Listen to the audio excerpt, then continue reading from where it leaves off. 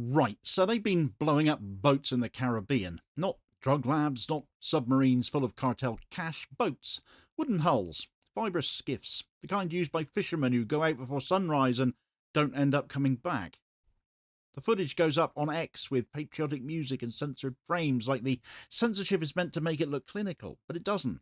It makes it look like they don't want you to see who was on the deck when the missile hit, and that's largely because they don't even know themselves, as it turns out. The War Secretary calls them narco-terrorists. The DEA's own map says the drugs come from Mexico and Colombia. They don't pause, they don't correct, they don't blink, though. Because you're not meant to check, you're just meant to clap, say, well done. The United States calls this counter-narcotics.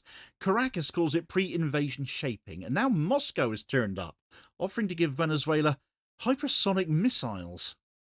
Right, so the ongoing strikes by the US on alleged drug boats, which mysteriously never gets evidenced. Corroborating footage never actually ends up corroborating anything, does it? And yet still more military assets find themselves in the Caribbean anyway. The vessels hit were described as narcotics trafficking boats. The classification was asserted conveniently at the moment of destruction, though, so nobody could actually check.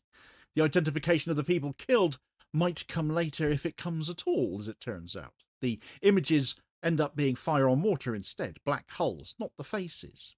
The statements describe precision. The records do not show names. No public list of victims gets released because, well, as it turns out, the US might not actually know them. Therefore, who are they actually firing on, and how do they know that's who they're firing on at all? How do they know they're even drug dealers if they don't even know their names? Well, the campaign sat in the gap between visibility and proof, didn't it? The Pentagon confirmed the strikes were taking place. The justification, though, was just constant. It was narco-terrorism, it's maritime interdiction, it's national security. The phrase narco-terrorism enters the official vocabulary. The term carried weight. The public was expected to recognise it as a new threat and take the US government's word for that. The casualties were unnamed, though. The context remains undefined as a result. The footage was provided without verification. The press releases carry the line. The narrative travelled faster than the evidence ever could. Not hard when more and more people surmise there actually might not be any to present. Pete Hegseth posted the strike footage to X, though, didn't he? The frames showed a vessel on the open ocean. The detonation appeared as a white flare, as they often do, and plume. The portion of the image that would show the vessel before impact, though, well, that went missing. And the reason for that redaction was not being provided. The official message beneath the footage was written as finality, though: we will kill you. No legal preamble, no evidentiary process, just a condition of being designated. Families in coastal towns in Venezuela and neighbouring regions spoke to local media, though. The bodies belonged to fishermen. The men left to check their nets and did not return. The communities named them because they knew who they were. They knew what they did. Their names did not appear in US statements, though. There was no mechanism to contest the classification once lethal force had been used. The dead could not speak for themselves. The state that killed them did not claim to know who they were. In which case, again, how do you know they were drug traffickers in which case? Congress sought a briefing on it. The War Department confirmed that identification could not be verified in all cases, so you didn't know who you had killed then, let alone what they were doing. Could be anybody, couldn't it? But that admission did not halt the strikes. The inability to identify the killed has not suspended the targeting. The campaign remains active still. The briefings were closed door. The public did not hear the discussion. What have you got to hide, guys?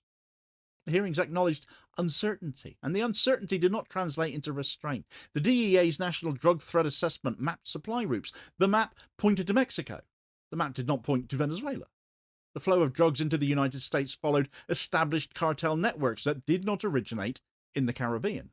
The DEA described Venezuela as playing little to no role in this. That data is published. That data is public.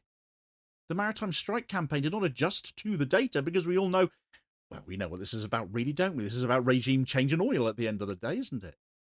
Marco Rubio continued the same narrative framing in the Senate, though. Venezuela was described as a hub for a hemispheric narcotics network. Whoa. But his statement did not align with DEA analysis either. It never could when it isn't the point. It's just the cover story, isn't it? The narrative did not shift. The public image of the cartel de los Sols remains central to the US justification, though. The cartel was described as a single structure. The reporting from independent organised crime non-profit organisation Insight Crime did not support the claim of a unified organisation, though. Insight crime documented individuals when it comes to this cartel. Insight crime documented fragments. They document hierarchy. And the narrative persisted as if the hierarchy existed. A manufactured enemy, in a sense, designed to fit a US agenda, a US narrative, rather than based in any actual evidence. The DOJ indictments listed individuals as well. The indictments described them as part of a larger network, but the network has never been formally mapped, it seems. The assumption filled the gap, though. The gap became the foundation for the action. The maritime campaign continued under that foundation. The contradiction between intelligence and narrative remains unresolved, but that did not prevent escalation. Ongoing reporting has sadly confirmed yet another strike, 3 more people killed. But the justification remains consistent. The language has not changed. The government described the operation as defence of the homeland. The target was described as a threat. The evidence of threat again has not been shown. The USS Gerald R. Ford has now been deployed to the region, of course, hasn't it? The deployment was described as part of anti-narcotics operation, but it's a flaming great aircraft carrier, along with its entire retinue of carriers, its carrier group. Overkill, you might say, for drug smugglers on fishing boats. But of course, it's really about regime change in oil, and we all know it, don't we? The carrier group has positioned itself within range of Venezuelan airspace. Surveillance operation frequency has increased. The presence of the carrier introduced architecture for the escalation of what most of us expect to happen. Caracas has certainly recognised it. Venezuela has not treated the maritime strikes as isolated at all. It's treated them as shaping the narrative. Shaping precedes invasion. The pattern is a very familiar one to the region, after all. There's long memories out there. Guatemala in 1954, Brazil in 1964, Chile in 1973, Panama 1989, Honduras 2009, Bolivia 2019, airspace pressure, naval proximity, narrative of corruption. Designation of criminal leadership, strikes justified as stabilisation, leadership removal described as liberation, the cherry on top of that one being the handing of the Nobel Peace Prize to Venezuelan President Nicolas Maduro's ardently Zionist US invasion cheerleading rival Maria Corina Machado. So the current script is very well understood and fairly well evidenced, I would say. The Venezuelan government does not expect negotiation here. It expects regime change methodology. The carrier group confirms that expectation to them. The maritime strikes confirm that expectation as well. The narrative framing confirms it too. Caracas, therefore, is acting within the logic of expectation. US advisors have already developed operational plans to strike Venezuelan military installations. The targets were identified as facilities linked to the alleged cartel network. The intelligence picture did not support the existence of the unified cartel, but it's all bunkum. Congress knows it as well. It attempted to restrict presidential authority to launch unilateral strikes on Venezuela. The War Powers Resolution was introduced. The vote unfortunately failed, 51-49. The authority to strike remains with the Cheeto-dusted chump called Trump. There's no longer an internal restraint mechanism at play here, therefore. At this junction, the Venezuelan state moved. Requests for air defense support were made to Russia. The requests were not concealed. The deliveries were not hidden. Russia has provided Venezuela with Pantsir S-1 and Buk M2E missiles. Alexei Zhuravlyov, the deputy chairman of Russia's Parliamentary Defense Committee, issued a statement. Russia could supply hypersonic missiles to Venezuela if the United States escalated. The missiles were described as uninterceptable. The remark warned of surprises for the Americans. His words left hanging in the air there. And the escalation slowed. No statement, no briefing, no shift in official tone. The maritime strikes continued because they could continue. The footage still appeared. Boats hit in the open water. No names, no faces yet again. The planned strikes on Venezuelan military sites, however, that has not happened yet. The air defence systems were now in place. That fact lived inside the decision-making environment now. Nobody had to say it. Certainly the US didn't want to admit it was hesitating, as it now very much appears to be. Venezuela is still standing. The carrier group remains offshore. The narrative from Washington hasn't changed. The bodies in the water remain unidentified. The classification of narco-terrorism remains lacking in evidence, but the balance behind the language has shifted. Caracas hasn't bent, though. It hasn't asked for terms. They brought in cover instead. Russia is now a presence in this situation, though, and that represents a shift. The shift did not need to be announced. It was recognised, and actually it's pretty significant. Russian air defence systems were already in Venezuela. Their presence has been documented for years. These systems require training and maintenance. Technical personnel accompany the hardware. Their work is routine, it's not symbolic, but any US strike on Venezuelan airspace carries the possibility of hitting equipment supported by Russian technicians. That possibility also enters the decision-making now, especially now Russia have made their presence more publicly known again. Russia had already been present to an extent, now it is more so.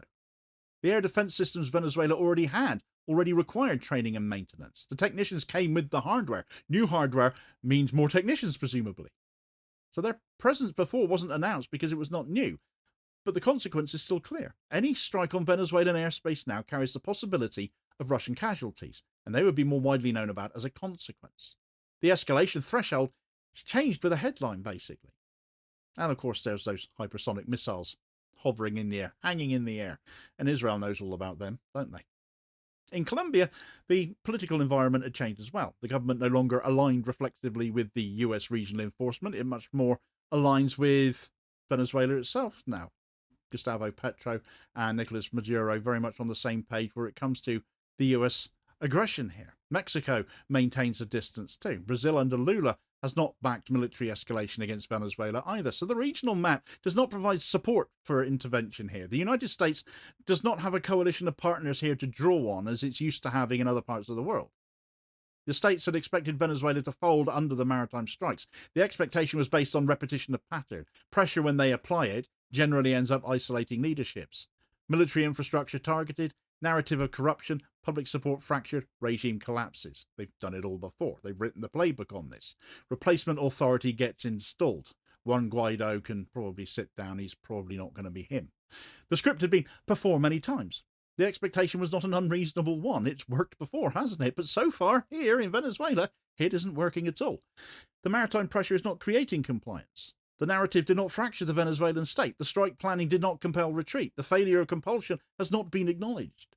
The operations continued as if compulsion had been achieved, but it's not been achieved.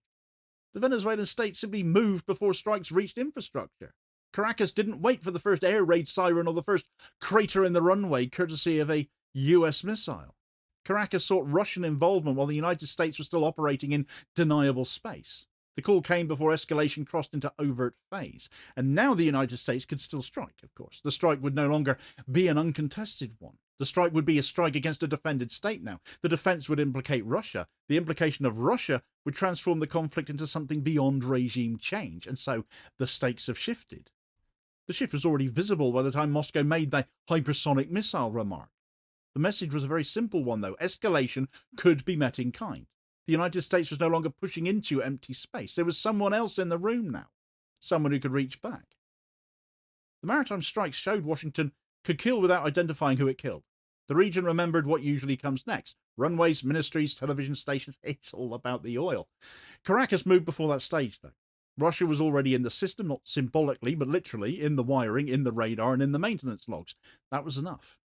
The Monroe Doctrine that the Americas was US business and everyone else could butt out had always been a presumption. The presumption that the United States could escalate here without meeting any opposition. Well, that presumption's no longer there, is it?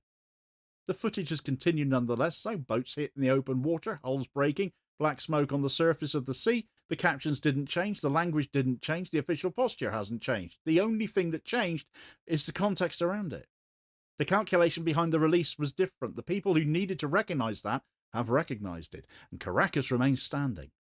No request for terms, no public gesture towards concession. Moscow remains in position, ready and waiting to assist further. Washington has not made any announcement of any adjustment itself. The strike window just narrowed without being described as narrowing. The hemisphere no longer moved on one command channel. The United States still holds the hardware, still holds the sanctions architecture, still holds the narrative machinery, but pressure no longer guarantees collapse when external support is available. Pressure now meets reinforcement.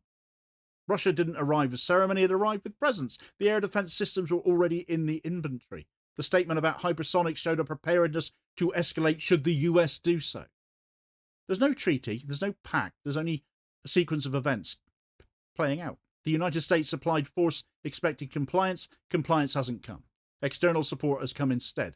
The US is not getting its own way here, and I'm all for it. Well, this is hardly the first balls up Trump has had inflicted on him over Venezuela, though, nor even the second. In fact, here, actually, are 5 instances, all in 1 week, where taking on Venezuela has blown up in his face even more as a further recommendation for you just here. Please do also hit like, share and subscribe if you haven't done so already, so as to ensure you don't miss out on all new daily content, as well as spreading the word and helping to support the channel at the same time, which is very much appreciated. Holding power to account for ordinary working class people, and I will hopefully catch you on the next vid. Cheers, folks.